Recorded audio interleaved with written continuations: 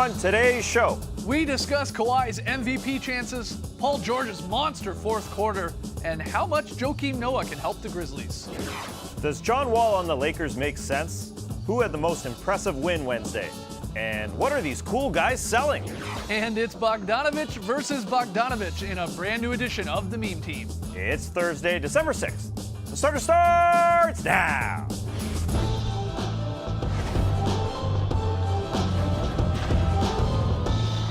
Good evening, Sweet World, and welcome to the starters. I'm J.E. Skeets. That's my man Tass Mellis. That's the Aussie Lee Ellis, and over yonder, well, that's the bearded one. That's Trey Kirby. Hey-yo! Hey-yo! TK, nice shirt. Thanks, buddy. What's going on tonight? Well, I'm here at the internet buying new shirts at homage.com/the-starters, of course. Also checking your tweets at #thestarters. And guys, Joakim Noah made his Grizzlies debut last night, rocking number 55, making this Bulls fan feel a little nostalgic, especially when he hit a jumper and busted out his classic holstering the finger guns celebration.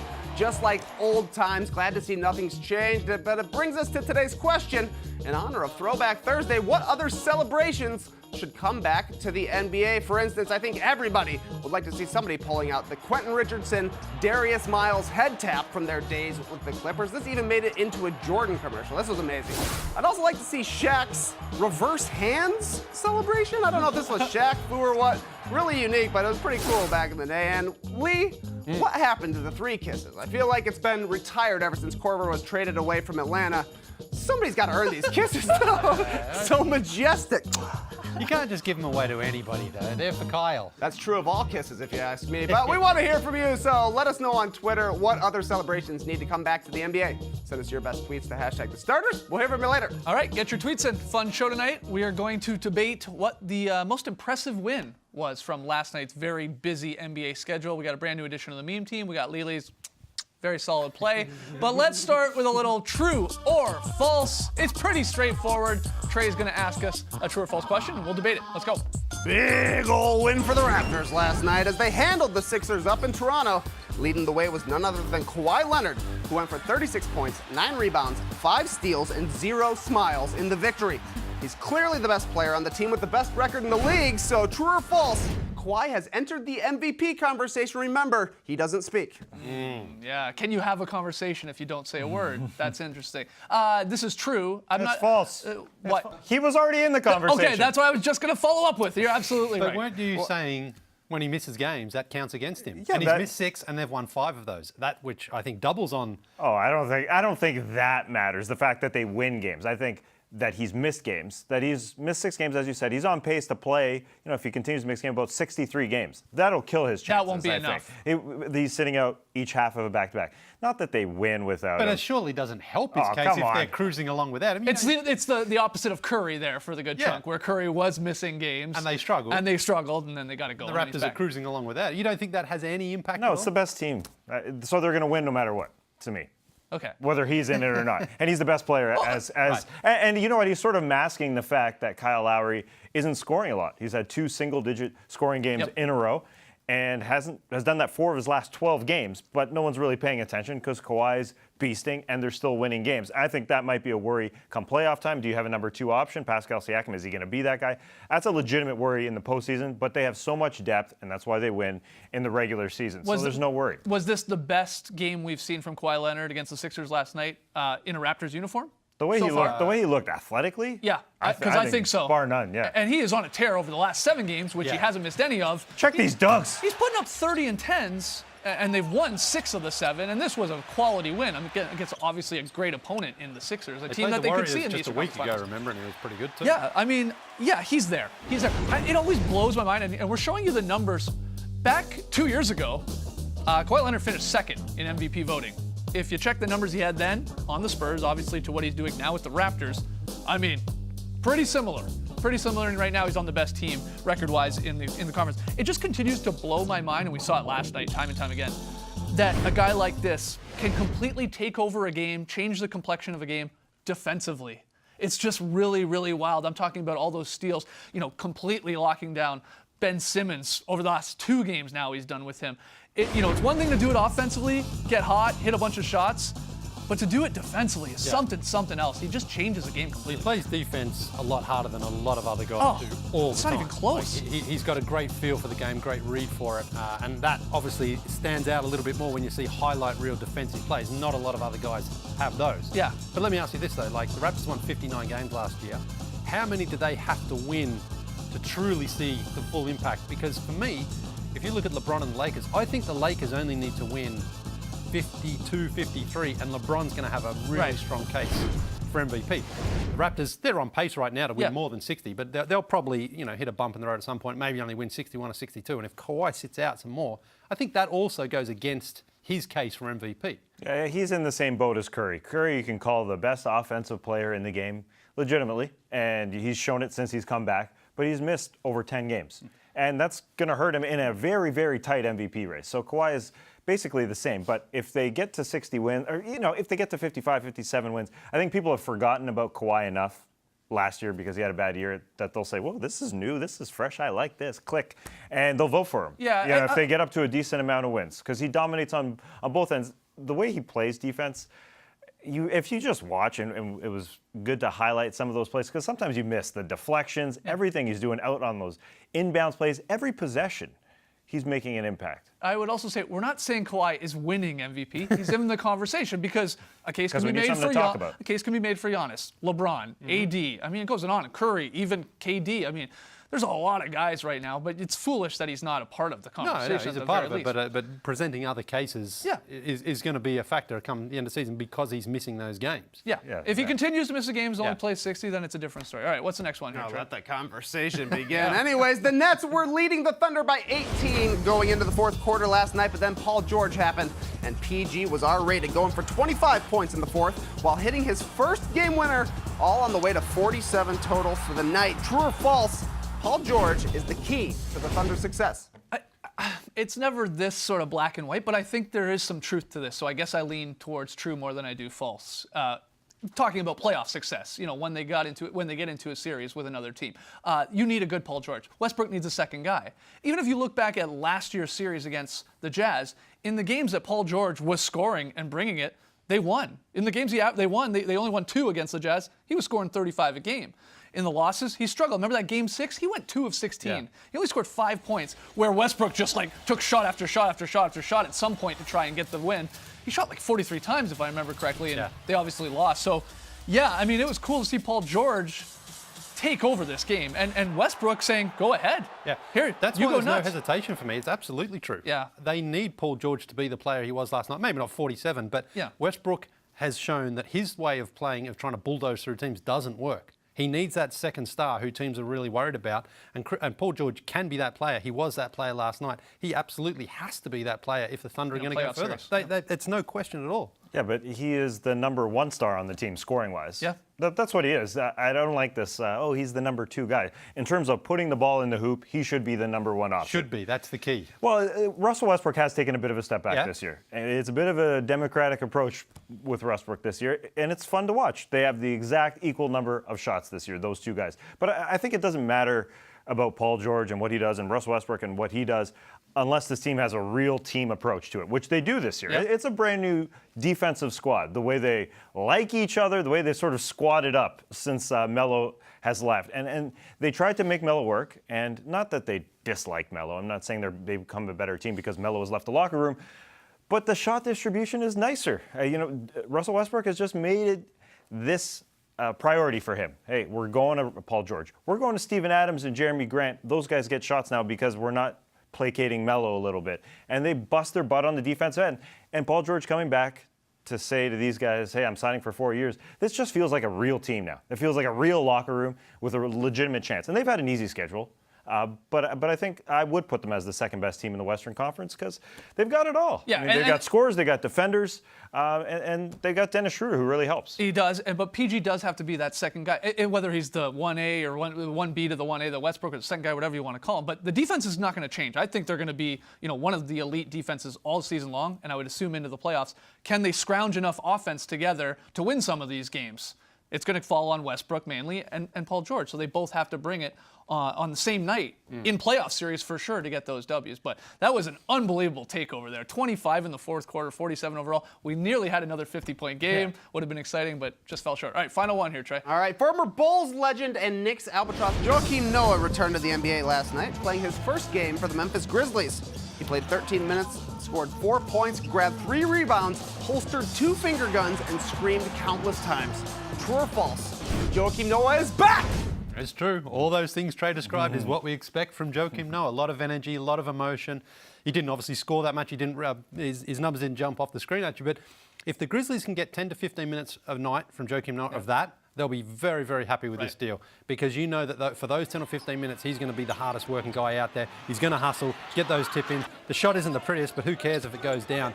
And this is good coverage for guys like Marc Gasol, who didn't have a great offensive night last night, and for the young player, Jaren Jackson, to see a guy like Joakim Noah who works so hard and can just lead the way. I think it's great. Hope this really works out. Yeah, there's Jaren Jackson after the game. Asked about Noah. Says he's added energy from the moment he walked into this building. You can just feel it. He's always hyped about whatever it is, screaming, yelling. You saw it, all that. He's doing everything. We love that. Walks in screaming, Hi! What'd you think, Tassie? I mean, back in the day, you were a big Joakim Noah fan because the way he approaches the game. Were you surprised that? I mean, he, first of all, played 13 minutes. Yeah. He hasn't played in basically a year. He should play 48. He's fresh. Maybe he's fresh, but it was pretty cool to hear him after the game how emotional he was too, to sort of be back. And he's not really doing this for money. I mean, he's getting paid from the Knicks. He's doing it for love. He's doing it for love, and obviously a small market there in Memphis. This isn't the Chicago area. What's the word? Market is the word I'm trying to find. This isn't New York market. This is in Memphis, so that was cool to hear him talk Perfect about for him. Grit and grind city. Love it. Grit and grind player, yep. You wanted the Lakers to go get him. Yeah, I mean, anyone. I just want to see him back in the league to see what he's still got. Great to have him back, screaming and yelling, put the guns away and all that stuff. All right. Wish he still had a blonde beard, though. Yeah, that's true. Bring back the blonde beard. All right. After the jump, we're going to break down the latest John Wall trade rumor, which has him now going to the Lakers. What's going on?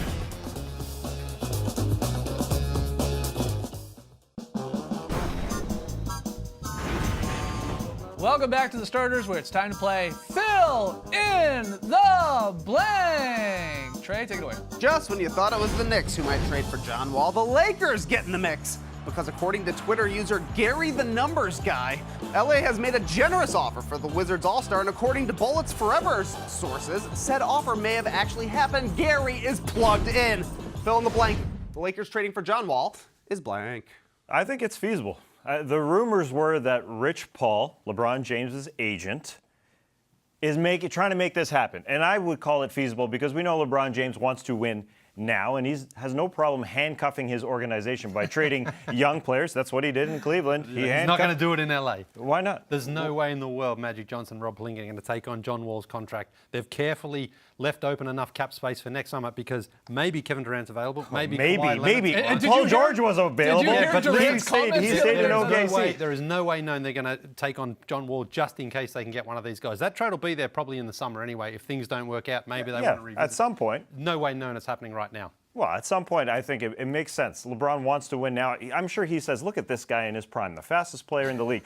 He plays beside me, I can make it work out. I can make it work out fine. I went with foolish because if, what was his name? Gary with the numbers? Gary the Numbers Guy. Oh, Gary the Numbers Guy. He's got the numbers. Yeah, he's got the numbers. He's got the rumors. I think it's foolish just because this is way too much, if you're asking me if it's true. If we're talking Lonzo Ball, Brandon Ingram, and then Contavious Caldwell-Pope. Well, according to the report, there's a lot of different names. Well, that is a whole lot. I mean, it wouldn't be that. And they should also be trying to get Bradley Beal, not John Wall, if they're trying to get any Wizards from the Wizards. And then the other part of this is, again, this is a reported rumor here, that the Wizards turned it down, that they're not interested in this. If that is actually on the table, they would be crazy not to go, here, take John Wall, we'll take all those young guys and move also on. why So it's I not think it's gonna foolish. happen. It's just a conversation. All right, everything's a conversation. Next one. Yeah, good luck for my guy Gary, though. Bunch of big wins in the association last night. We had some comeback wins. We had statement wins. We had overtime wins. We had blowout wins. Even Skeets and I picked up a few wins in our pickup run. Yeah, like did. I said, big night. Fill in the blank. The most impressive win last night was blank. I'm going to go the Wolves, and there are a ton to pick from. The Raptors beating the Sixers, huge. Yeah, OKC's comeback, LeBron's Lakers, all that. But I'm going Wolves because they beat the Hornets, and I think this was the best game we've seen, at least this season, and definitely in quite some time. for having a good Towns game, also with a good Andrew Wiggins game. They were both locked in, not just offensively, but defensively. This was impressive. This Wolves team has a new life to them. It's not a surprise. We've said trade Butler, trade Butler, trade Butler. You got to get rid of this headache. This is not good for your locker room. And the results they've proven to be true here. So I go with the Wolves because that was a quality win, and they had to fight to get this one. You look at this final score, and it looks like they blew them out. They definitely did not. They pulled away in the fourth, and this was really because they played great defense, led by their star players, their max money guys in Towns and Wiggins. Yeah, Mr. Towns had 6 blocks in this game. Huge. That's a huge number. I thought after the trade, of course, everyone is going to be playing well, but then it would drop off a little bit. But it hasn't. They've kept it going. Kudos to those dudes for being a number 1 and number 2 option. Andrew Wiggins hasn't played awesome. That was his best game. Karl Anthony Towns has played like a number 1 option. He's really fulfilled that role that Jimmy Butler left. It's LeBron and the Lakers, really, because LeBron embraced going to bed early the night before and realized the value of doing that. Right. As he gets a little bit older, he understands you go to bed early and you perform better the next day, just like myself. So I think you saw LeBron go for 20 points, have a huge comeback win over the Spurs. Go to bed early, guys. It works. You get a good night's rest last night, Lee? Because you're killing it.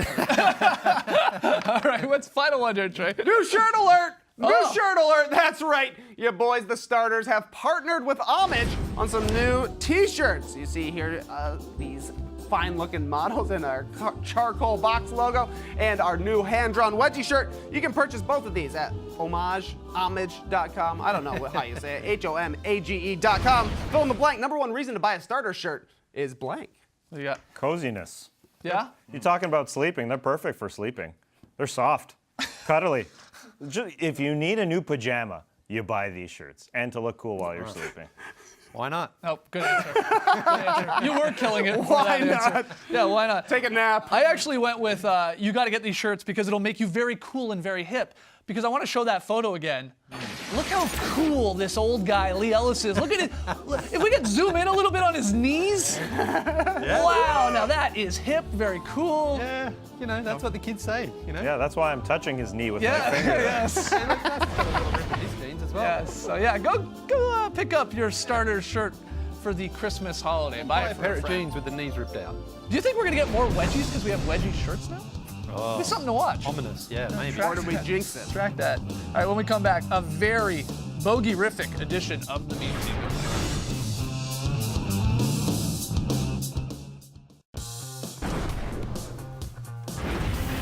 Welcome back to the starters, where we were just debating how to pronounce Nutella or Nutella. What do you guys say? Jump on Twitter, #starters. But for now, let's get to a brand new edition of the meme team, our favorite weird and wacky moments from the NBA. At number 5, fans are bringing in kitchen appliances for NBA players to sign. It's a thing, as Brooke Lopez did here. He signed it Splash Mountain. That's great stuff. And you remember Klay Thompson signing that old toaster. They went on a Classic. crazy run. So They did. perplexed. At number 4, step aside, David Attenborough. We've got the Kings' Iman Shumpert now narrating nature documentaries. You looking at me and I'm looking at you. You looking at me? Oh, it's 3 of y'all. It's 4 of y'all. 5. Oh, y'all mean business. Circle him up. Don't let him around. Hold up. When you grab him, there you go. You got him. Wrap him up. Wrap him. Hold him. Y'all gonna let him out? You soft. Y'all can't even climb. Y'all don't have hands. Get to him. I see him running. I don't see y'all doing nothing. I'm right on him. Y'all on me. Hey, I'm out of here. Look, mommy, let me tell you about what just happened. At number 3, we had a battle of the Bogdanoviches. Bogdan of the Kings versus Bojan of the Pacers. Bojan started hot, 22 through 3. That's when the Pacers tweeted, "Our Bogies got it." But the Kings, they responded, "Please stop. This is the wrong bogey." Well, Bogdan of the Kings, he turned it on. He had 20 points himself. That's when the Kings tweeted, "Bogey from Belgrade," not Bojan from Mostar. And the Kings would get the win, giving the Boyans the Ricky Bobby treatment. I got a message for all of them, right? Shake and bake. What does that do? Does that blow your mind? That just happened. What is that, a catchphrase? Shake and bake. Yeah. What? Shake and bake. Hold on. Shake and bake. Yeah. What does that mean? That is Makes no sense, Salty. Shake and bake, it's nonsense. At number 2, Hazonia had the internet going crazy when he beat Giannis to the punch, and then he stepped over him in MSG. Well, Giannis, he wasn't happy after the game. Oh yeah, I'm gonna punch him in his snout next time. Well then, these two teams play on Christmas. Maybe that will happen. Oh, but the Knicks fans are happy. They already got the banner hanging of Hazonia stepping over Giannis. At number 1, Kiss My Cam, Kiss Cam. There's a new Cam in town. It's the Millennial Cam. The Knicks debuted it this week. Had 6 avocados in her first half. Maybe she made some toast. This guy doesn't know how to write in cursive. Oh, how's he going to read? And then this guy, not a millennial, apparently. Yeah, true. Although they may have been inspired by someone else. Did it all.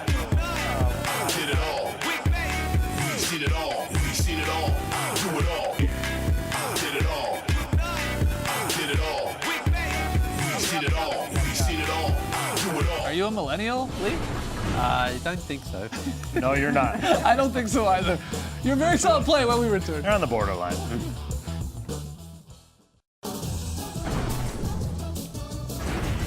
We asked you earlier in the show, what are some other celebrations we got to bring back? You hit us up on Twitter, hashtag the starters. Trey, you got a few of the best answers. Great suggestions. How about JR's three-point guitar? This was great. The guy loved to celebrate. Nick Young's 3 goggles also getting a shout out. You'll see that occasionally. Still, the Grandmama L. I love this back in the day, except for that 4-point play. And the Marc Gasol, Conor McGregor. I suppose we could see this happening again. The billionaire strut. And of course, people want to see the shrug, but people are shrugging on the basketball court all the time. But Michael Jordan did it first, so it's his shrug. Yeah, That's branding. Kemba just did it not too long ago, didn't he? All right, tonight's pick and play. Rockets and Jazz. Tass taking Houston on the road. Everybody else going with Utah at home. Good luck. That is the second game of tonight's TNT doubleheader. Knicks and Celtics get us started, followed by that Rockets-Jazz game. Good-looking doubleheader. All right, Lee, VSP. Yes, we are going to New Orleans, but it's actually a boomerang from Australian Ryan Broekhoff here. Check this out. Gets the ball here. Okay. Over to Jalen Brunson. Now, where's Ryan? Where is he? There he is. There he Not is. just the boomerang, the alley-oop layup. That's what I call Cool. a very solid play. He can throw a boomerang, right? All right, now it's time for the highlight that wasn't. Just because a play wasn't official doesn't mean it wasn't cool. Joakim Noah, his return into the NBA, blocking the tallest player in the league. But it's called a foul, unfortunately. I really wanted this block for him. Still a great debut for Joakim Noah. I would like to add this to the Knicks, Tass. After the whistle, Sean Livingston with the little doop-de-doo behind the back. That's my go-to horse move.